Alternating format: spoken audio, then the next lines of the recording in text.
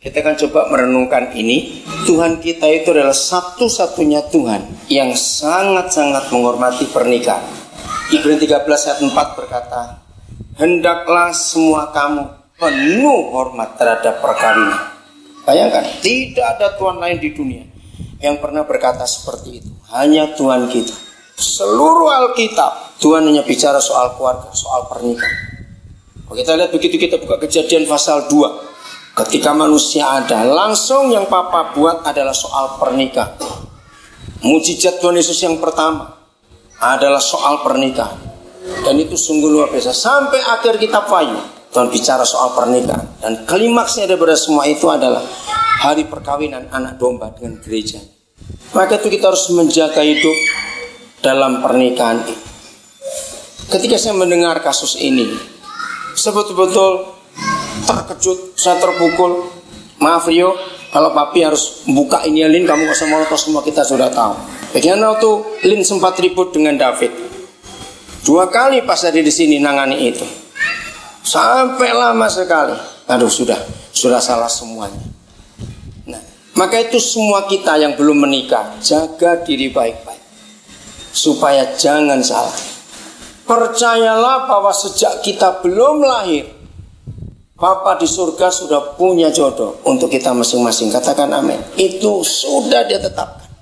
Maka hari ini ketika saya mendengar itu, saya minta maaf kepada pihak keluarga orang tua kalau saya melancangi, dalam arti saya menyetujui mereka berjalan setelah saya tahu kasus itu. Karena sebetulnya memang mereka ini yang dijodohkan Tuhan. Cuma dari salah satu atau dua mereka ini tidak mau sabar. Begitu kita ingat Pengkhotbah 3:11. Kenapa ada satu pernyataan dari surga? Papa kita di surga itu membuat segala sesuatu indah pada waktunya. Dan itu sungguh luar biasa. Kok bisa begitu? Karena memang dia yang memutuskan. Saya masih ingat waktu saya masih kecil, saya tuh senang pelihara binatang. Saya ternak ayam. Ya, saya senang kalau lihat kepompong. Nah, namanya anak kecil, saya nggak akan lupa pelajaran itu. Ketika telur itu mulai pecah, mulai retak untuk dia netas, saya itu bantu. Ya, saya buka pecahan itu. Ternyata luka anak ayam itu, berdarah luar biasa. Saya mikir, kenapa? Apa bedanya tangan saya dengan dia pecah sendiri? Ternyata beda. Walaupun saya sudah hati-hati membuka telur itu, anak ayam itu cacat. Begitu pula suatu hari saya lihat kepompong. Saya tidak tahu berapa banyak di antara saudara pernah lihat kupu keluar dari kepompong. Saya dulu lihat itu langsung, bukan di TV. Kalau kita lihat National Geographic atau apa pasti ada. Saya lihat. Nah, jadi waktu dia akan pecah keluar dari kepompongnya, itu goyang, betul-betul goyang. Dia itu memaksa diri untuk membuka lapisan-lapisan itu, bisa bayangkan. Nah, waktu saya melihat, ya, jari-jari kupu itu sudah mulai keluar, saya pegang kepompongnya, saya mau buka untuk cepat. Maksudnya kan baik, bukan? Ternyata sayapnya yang rusak. Nah, saya nggak ingat ya pikiran anak-anak, tapi saya nggak berani lagi nolongin mereka, biar mereka jadi sendiri. Nah, setelah saya jadi hamba Tuhan, Tuhan ingatkan lagi peristiwa itu. Nah, inilah buktinya. Jangan suka nolong Tuhan, betul? Jangan mempercepat waktu Tuhan, jangan juga memperlambat waktu Tuhan. Kalau dia katakan berangkat, jangan tunda-tunda. Jadi lagi sekali Rio dan Rin, sebetulnya memang Tuhan jodohkan kalian, cuma kalian gak sabar. Nah, untuk kali ini juga sabar dulu, ya, karena kan kasus itu kalian orang tua pernah ketemu, ayo ketemu. Apalagi sekarang orang tua tidak lengkap ada di sini. Kita tunggu. Hari ini kami akan doakan kalian untuk hubungan ini diguruskan kembali karena sudah salah. Anggap aja seperti itu. Maaf ya, di antara semua kasus pernikahan yang saya pernah alami, itu satu. Saudara pasti kaget kalau saya ceritain. Mungkin saya satu-satunya hamba Tuhan. Mungkin saya berkata karena saya belum tahu. Tapi setahu saya dan saya cerita pada banyak teman baru kali ini dan gak ada orang berani. Berapa waktu yang lalu ada seorang telepon saya, laki-laki. Dia bilang saya mau menikah. Kami sudah 3 tahun berjalan, tapi kami ini punya masalah. Nah, terus saya tanya, saudara tahu saya dari siapa? Dia bilang, saya sudah kontak sekian puluh hamba Tuhan. Bukan cuma 5, 6, puluh. nggak tahu berapa sampai dia lupa. Dan tiap kali saya kontak hamba Tuhan itu, mereka nunjuknya pasti badannya. Masalah apa? Saya tanya. Saudara dengarkan, saya syok karena saya nggak pernah ngadapi itu. Ternyata yang laki-laki ini itu tadinya perempuan. Kaget bukan? Hah? Jadi bagaimana ceritanya? Nah terus apa pacarmu selama ini nggak pernah tahu? Wah pokoknya ruwet, kasus itu ruwet sekali. Nah saya telusuri ke keluarganya. Ternyata saya kenal kakak perempuan. Mereka itu cuma 2 bersaudara. Nah seharusnya dua-duanya perempuan, tapi adiknya ini jadi laki. Nah kakak perempuannya itu pemain musik gereja. Saya kenal lama. Jadi selama itu hanya lewat telepon karena jarak jauh. Saya nggak bisa ke tempat mereka, ya sudah bekerja. Mereka pun nggak bisa, baik ke Jakarta maupun ke Papua mereka nggak bisa. Oke kalau begitu. Jadi konsultasi lewat telepon terus. Ya udah, ya orang tua sudah nggak setuju. Baik pihak laki ini maupun pihak perempuan nggak setuju. Jelas saja nggak setuju dong. Bagaimana begitu? Istri saya juga pernah ngomong dengan dia. Nah begitu saya ngomong, saya ini guyon. Menurut kamu kalau lihat suaranya itu cowok atau cewek? Ya cowok. Dia bilang begitu. Soalnya gede bener begitu. Kami nggak pernah ketemu. Suatu hari setelah beberapa saat, akhirnya kami bisa ketemu.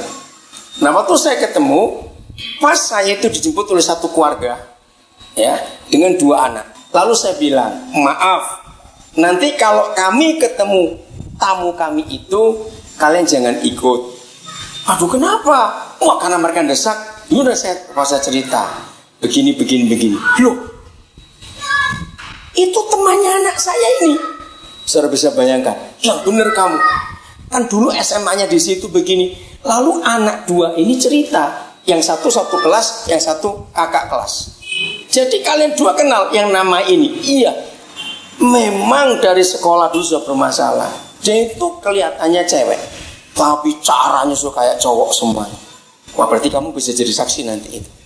Nah saya ketemu dengan orang tua pihak laki ini. Akhirnya ketemu cowok bener, pakai jenggot, ada jabunya juga. Saya bilang dari mana cewek ini orang? Maaf, saya langsung tanya apa. Jadi selama ini kamu tuh pernah menstruasi enggak? Enggak. Lalu saya tanya pada orang tuanya. Coba ya kita bacakan satu ayat ini. Matius 19 ayat 12. Ini semua itu kita harus lihat Alkitab. Apa saja kita harus lihat Alkitab. Ini sungguh-sungguh luar biasa. Matius 19 ayat yang ke-12. Demikian firman Tuhan. Ada orang yang tidak dapat kawin karena ia memang lahir demikian dari rahim ibunya. Nah, ini orang cacat. Ya, terus. Dan ada orang yang dijadikan demikian oleh orang lain. Nah, ini kasusnya kena nomor 2. Lanjut dulu. Dan ada orang yang membuat dirinya demikian karena kemauannya sendiri. Oleh karena kerajaan surga, siapa yang dapat mengerti, hendaklah ia mengerti. Ya. Jadi pada prinsipnya semua orang itu Tuhan kehendaki untuk menikah. Semua orang. Tapi ada 3 alasan yang bukan Tuhan yang buat. Itu karena dunia. Jadi orang itu nggak bisa menikah. Yang ketiga, kita tahu banyak kasus. Gereja Katolik khususnya mengambil itu. Mereka tidak menikah. Nah, yang kedua itu yang kena. Saudara, hari ini kita harus tahu. Jadi anak ini punya kelamin ganda. Seperti kasus siapa orang Jayapura barusan itu jin dengan siapa? Arthur. Iya, itu kelamin ganda. Kenapa orang bisa punya kelamin ganda? Maka itu besok ya. Atau siapapun kalau ketemu orang hamil ini. Sampai hari ini dunia kedokteran tidak bisa membuktikan. Tapi itu terjadi. Kalau ada ibu hamil, kandungannya itu perempuan, tapi orang tua maunya laki-laki, ngotot laki-laki. Nah itu yang kedua, dibuat demikian oleh orang lain. Orang tua lebih banyak yang mengakibatkan anak-anak yang gak bisa kawin. Dalam banyak kasus, salah satu kasus ini kelamin ganda. Maka lahirlah anak perempuan yang kayak cowok atau sebaliknya. Nah secara dunia kedokteran, sampai umur 4 minggu, jadi kandungan sebulan, seorang janin itu belum punya ketentuan dia laki atau perempuan. Itu sampai umur 4 minggu. soalnya 4 minggu. Maka itu kalau sampai ketika proses yang Tuhan tetapkan bahwa anak ini laki, tapi keinginan orang tua itu perempuan, hormon itu bisa terpengaruh. Aneh sekali. Kalau keinginannya berkelebihan, maka bisa punya 2 kelamin orang itu. Jadi kalau ada orang lahir dengan 2 kelamin, itu bukan Tuhan yang buat, tapi karena orang tua yang salah dan memaksa Tuhan. Maka itu kenapa para ahli genetika itu bisa membuat kamu ingin laki atau perempuan bayi itu. Ada teknologinya. Pokoknya jangan terlambat sebelum minggu keempat. Maka dia akan suntik hormon laki, kamu ingin laki lebih banyak. Seperti yang diinginkan. Pokoknya mau laki, mau laki, mau laki. Tapi tetap itu akan salah karena bukan putusan Tuhan. Itu buatan manusia. Ingat, hanya ada 2 hal yang Tuhan gak pernah putuskan untuk kita memilih. 1, waktu kita mau dilahirkan, Tuhan kita gak pernah tanya, kamu mau milih dengan bangsa apa lahirnya? Betul tidak? Itu keputusan Tuhan. Jadi kita lahir dengan suku apa saja, kita gak pernah bisa milih. Maka itu Tuhan benci rasialis. Yang kedua, kita pun gak pernah ditanya oleh Tuhan, kamu ingin jadi laki atau perempuan? Itu hak dia juga. Nah, akhirnya saya kembali. Jadi kasusnya yang kalian lihat ya, jangan sampai ada yang salah. Dibuat oleh orang lain, itu ada kasus yang lain. Kalau zaman dulu kita lihat ada orang kebiri, tahunya orang di kebiri, sehingga dia nggak bisa kawin. Yang lain lagi kasusnya kalau ada orang patah hati. Ya banyak orang yang pernah sakit hati, patah hati itu takut menikah lagi. Dan kebanyakan cewek itu, karena cukup disakiti sekali, dia nggak mau menikah. Nggak apa-apa kalau memang itu keputusannya. Tapi pada dasarnya semua orang dikehendaki Tuhan untuk menikah. Saya lanjut, nggak setuju tetap. Tapi mereka 2 tetap sayang, mengasihi betul-betul. Sampai saya tanya kepada si ceweknya ini, ya tapi kamu tahu nggak risikonya? Kamu gak akan bisa punya anak, kamu gak bisa punya hubungan seks yang benar. Saya siap. Oh sebagainya hebat juga ini cewek. Mau apa lagi? Sudah begitu. Udah. Terus kami kontak. Tetap nggak ada persetujuan. Lama kami nggak kontak.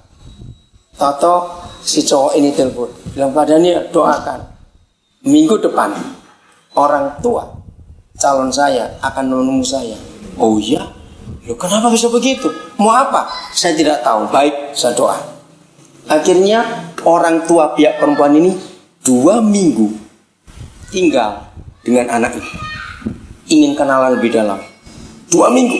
Setelah 2 minggu, saya telepon, saya nggak tahan juga pengadilan bagaimana ingin tahu.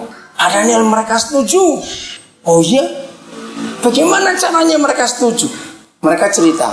Saya nggak bisa detail cerita di sini.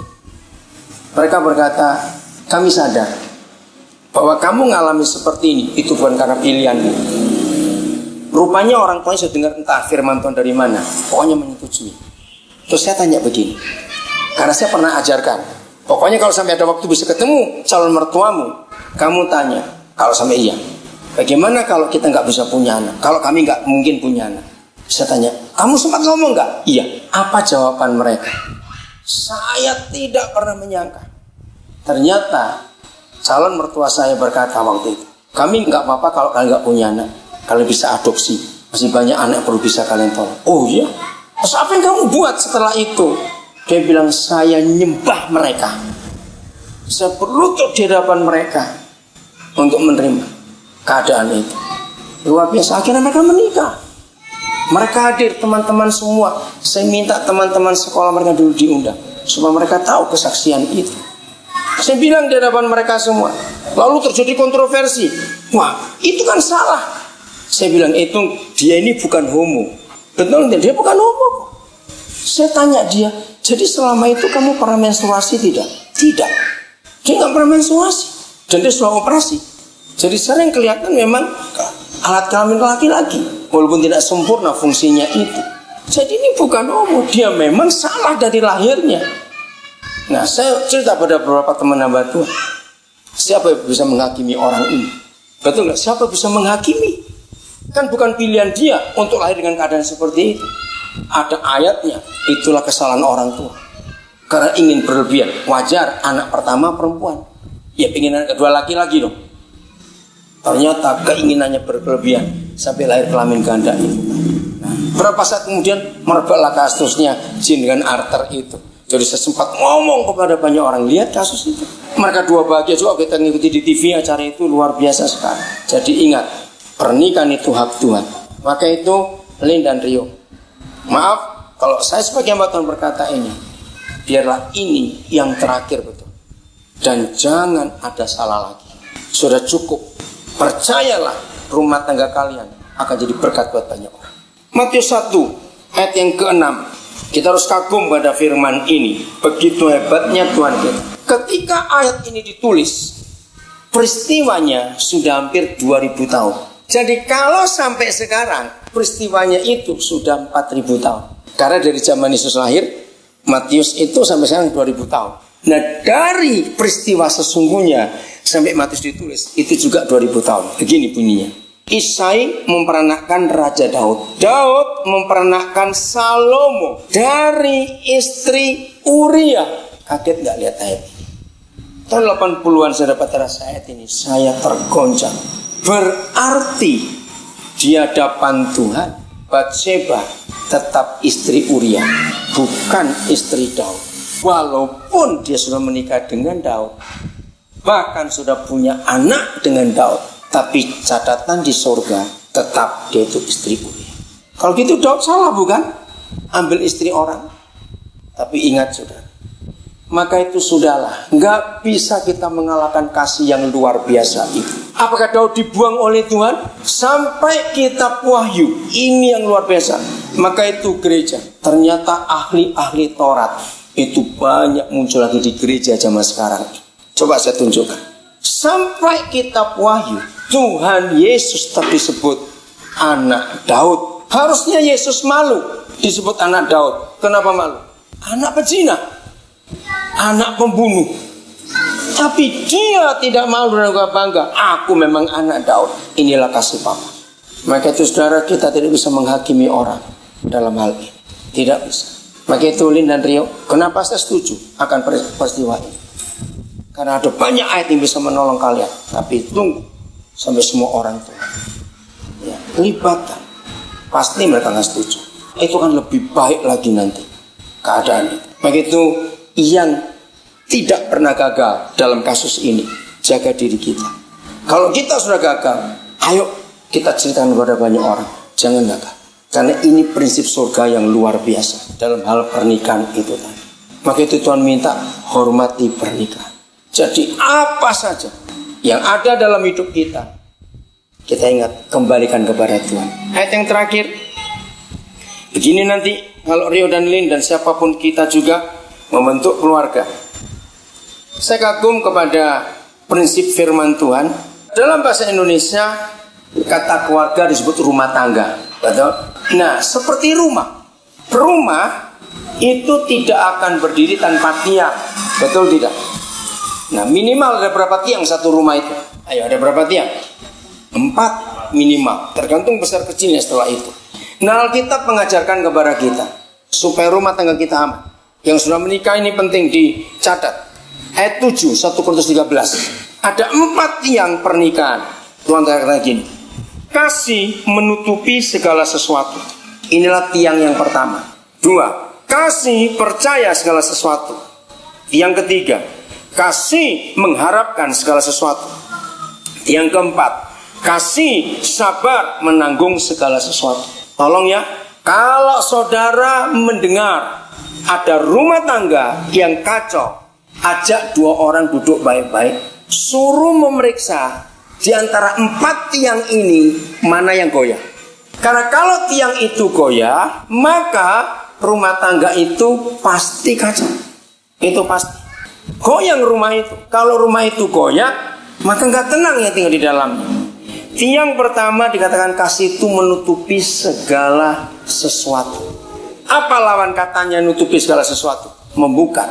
Nah, ingat suami istri, siapapun kita, ayo jujur, seneng nggak kalau diungkit-ungkit salah yang lalu? Senang tidak? Nggak ada yang suka. Suami istri akan hancur pernikahannya kalau suka ngungkit. Dulu kamu begitu, dulu kamu begitu. Nah, tiang yang pertama ini goyah kalau suami istri nggak mau saling menutupi kesalahannya. Maka itu kalau kita bicara suami istri, bicaralah ke depan, bukan yang dulu. Ayo ke depannya kita mau apa? Percuma ngomong yang dulu. Kalau kita ngomong dulu-dulu terus gak ada selesainya. Ayo kita ke depan. Jadi ingat yang pertama. Yang kedua dikatakan ia percaya segala sesuatu.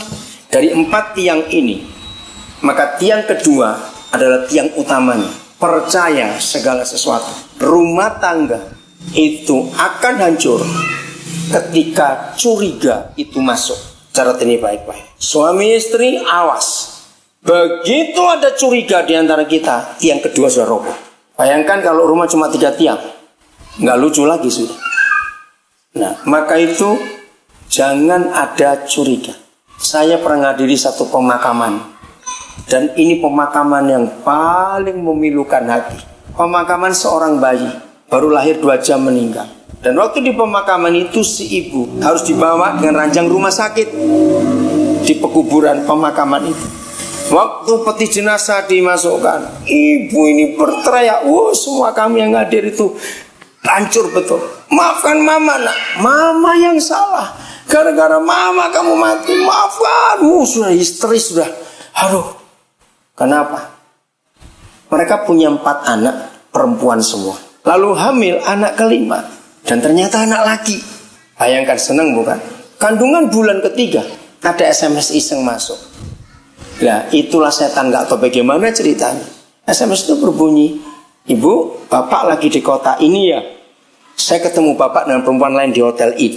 Nah, sekarang istri mana yang gak marah? Ribut. Tapi di telepon nomor itu gak diangkat lagi. Ribut mereka, didamaikan. Kejadian lagi. Ketika suami tugas kerja di kota lain, dapat SMS lagi. Nah, terus saya bilang pada si istri, SMS itu murah. Zaman itu masih agak mahal, 200 sekian, 250 nggak salah satu SMS. Tapi tetap murah. Jadi itu iseng, hingga bisa begini. Wah, dia marah. Nah, sejak itu dia pukuli perutnya sambil mengandung itu. Dia sengaja sakiti dirinya.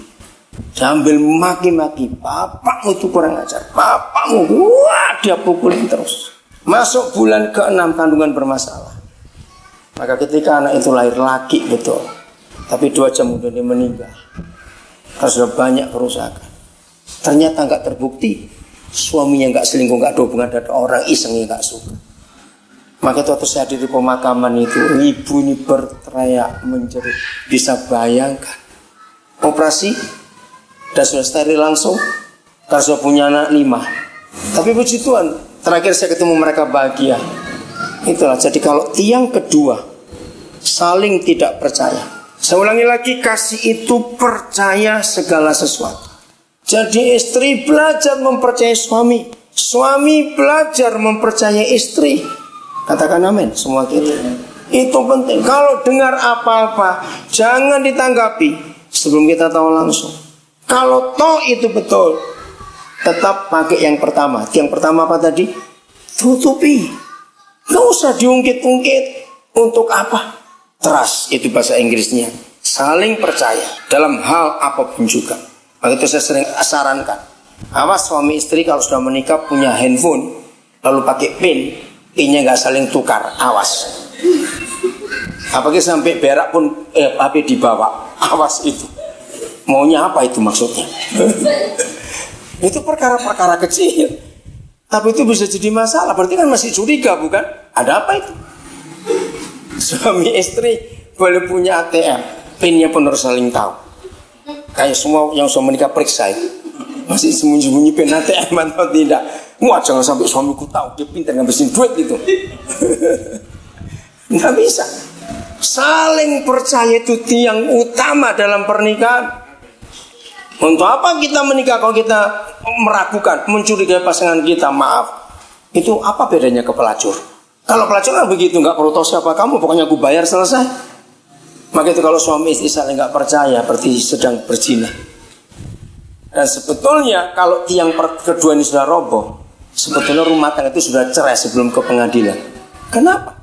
Karena Tuhan Yesus berkata begini, sebab di mana ada hatimu, di situ ada hartamu. Jadi kalau harta aja nggak saling percaya, sembunyi-sembunyi, jadi hatinya pisah atau tidak?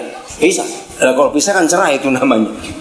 Maka itu banyak rumah tangga nggak tahu hukum itu. Yang ketiga, mengharapkan segala sesuatu. Nah, apa lawan katanya mengharapkan? Menuntut. Suami istri tidak boleh mengancam. Awas kamu nggak berubah ya. Nggak ada kata itu. Suami istri harus saling mengharapkan. Seberapa banyak pun kelemahan pasangan kita, harapkan pasangan kita untuk berubah, bukan menuntut. Katakan amin. Selalu mengharapkan, Tuhan, aku berharap suamiku berubah, istriku berubah. Tidak boleh menuntut sama sekali. Maka rumah tangga pasti aman. Yang keempat, ini manis sekali, sabar menanggung segala sesuatu. Saya diundang oleh satu kelompok muslim, pemimpinnya seorang haja orang Makassar. Saya sering bicara di kelompok-kelompok seperti tentang keluarga. Nah, kelompok ini baru tahu saya tanggal 9 September lalu, waktu lebaran. Nah, saya hadir di acara lebaran itu. Saya nggak khotbah karena bukan ibadah, tapi saya diminta, saya cerita soal keluarga, soal didik anak bagaimana. Saya nggak bawa Alkitab. Akhirnya haja ini mendengar pertama, kalau gitu saya baru tahu ada pendeta yang nggak maksa kami jadi Kristen. Akhirnya dia berunding dengan kelompok yang lain. Ayo kita undang pendeta Daniel lagi. 2 hari kemudian saya ditelepon tanggal 11 September itu. Saya janjian akan 11 Desember nanti. Mereka akan kumpulkan cukup banyak orang-orang muslim, ingin tahu bagaimana rumah tangga. Jadi saya bicara di kelompok mereka waktu kejadian itu. Dan terbukti ternyata sebagian besar mereka tidak setuju dengan hukum mereka sendiri. Karena sebodoh-bodohnya orang, mana mau dimadu? Apalagi yang waras. Nah, lihat itu. Jadi Tuhan itu luar biasa. Maka itu kalau kita bisa menyampaikan ini, saya berkata gini, ingat, hanya Yesus Tuhan yang berkata begini. Kalau kita menikah, perempuan jadi tubuh, laki jadi kepala dengan tubuh. Jadi kalau ada yang salah satu, pasti salah dua-dua. Kalau ada yang benar satu, pasti benar dua-dua. Jadi dalam rumah tangga tidak boleh saling nyalakan. Karena ini ayatnya. Yang keempat adalah sabar menanggung segala sesuatu. Apa-apa ditanggung berdua. Karena kepala dengan tubuh. Mungkin gak suatu hari suara jalan, gak tahu, tubuh tersandung. Bisa bayangkan kalau tulang kering kena ujung meja yang lancip. Itu kira-kira nangis bahasa apa ya? Nah, apakah kepala terus maki-maki, kaki, matamu di mana? Kenapa kamu jalan gak lihat-lihat? Nah, banyak suami marah kepada istrinya dengan cara seperti itu. Gak bisa kepala marah pada tubuhnya, matanya di kepala kok. Siapa yang lihat tadi itu? Begitu pula tubuh. Siapa yang sering kali sakit kepala, diri sakit kepala. Kita gak bisa marah pada kepala. Ganti aja kepala ini, sakit terus kepala ini. Maka itu hanya pernikahan Kristen. Waktu saya ngomong begitu kepada mereka, mereka sadar betul juga. Maka itu tolong teman-teman kita yang lain, kalau ada masalah dalam rumah tangga, coba suruh tenang dulu, periksa 4 tiang ini mana yang sedang goyah. Satu saja goyah, rumah itu sudah miring. Apalagi 2, apalagi 3, jadi payung untuk cuma 1 tiang. Gak lucu ke rumah tangga lagi nanti. Nah, hebat bukan firman Tuhan itu. Jadi lagi Rio dan Lin, tunggu sampai waktu semuanya jadi lebih indah lagi nanti. Ya, kita buat Tuhan hadir luar biasa nanti itu. Ya, siapkan itu Bapak. Hari ini kita akan doakan kalian. Siapkan diri semua kalian. Yang sudah menikah, mari kita jaga pernikahan kita. Yang belum menikah, jaga hidup kalian nanti supaya menikah dengan benar. Amin. Tuhan memberkati kita semua. Kita akan coba merenungkan ini. Tuhan kita itu adalah satu-satunya Tuhan yang sangat-sangat menghormati pernikahan. Ibrani 13 ayat 4 berkata, hendaklah semua kamu penuh hormat terhadap perkawinan. Bayangkan, tidak ada Tuhan lain di dunia yang pernah berkata seperti itu. Hanya Tuhan kita. Seluruh Alkitab, Tuhan hanya bicara soal keluarga, soal pernikahan. Kalau kita lihat begitu kita buka Kejadian pasal 2, ketika manusia ada, langsung yang Papa buat adalah soal pernikahan. Mujizat Tuhan Yesus yang pertama adalah soal pernikahan. Dan itu sungguh luar biasa. Sampai akhir kitab Wahyu, Tuhan bicara soal pernikahan. Dan klimaksnya daripada semua itu adalah hari perkawinan anak domba dengan gereja. Maka itu kita harus menjaga hidup dalam pernikahan ini. Ketika saya mendengar kasus ini, saya betul-betul terkejut, saya terpukul. Maaf Rio, kalau papi harus buka ini Lin, kamu gak usah molotov, semua kita sudah tahu. Bagaimana tuh Lin sempat ribut dengan David. 2 kali pas ada di sini nangani itu. Sampai lama sekali. Aduh sudah salah semuanya. Nah, maka itu semua kita yang belum menikah, jaga diri baik-baik supaya jangan salah. Percayalah bahwa sejak kita belum lahir, Bapa di surga sudah punya jodoh untuk kita masing-masing. Katakan amin. Itu sudah dia tetapkan.